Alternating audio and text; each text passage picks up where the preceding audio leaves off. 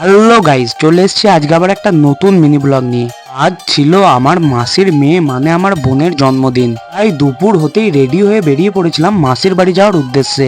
এরপর মেমারি পৌঁছে মেসোমশাই আমাকে ফোন করে বলল নিয়মরেতে বুনির জন্মদিনের কেকটার পেমেন্ট করা আছে, আসার সময় নিয়ে আসতে। এরপর আমি কেকটা নিয়ে মাসির বাড়ি পৌঁছে যাই। পৌঁছে দেখি মাসিমণি সব খাবারগুলো খুব সুন্দরভাবে টেবিলে সাজিয়ে বুনির আশীর্বাদ পর্ব শুরু হলো। প্রথমে ঠাম্মি বুনিকে আশীর্বাদ করলো, একটু দই খাইয়ে দিল। তোমরাও সবাই মিলে আমার বোনকে আশীর্বাদ করো, আমার বোনও যেন মানুষের মতো মানুষ হতে পারে। এরপর মাসিমণি বোনকে আশীর্বাদ করলো, তারপর আমিও একটু বোনকে দই খাইয়ে দিলাম। বোনের জন্মদিন বলে মাসিমণি শুধু বোনকে সাজিয়ে খেতে দেয়নি, আমাকেও কত সুন্দরভাবে সাজিয়ে খেতে দিয়েছে দেখো, যেন মনে হচ্ছে আমারও জন্মদিন। এরপর এত খাবার দেখে বুনি কি বলছে তোমরা শুধু শোনো।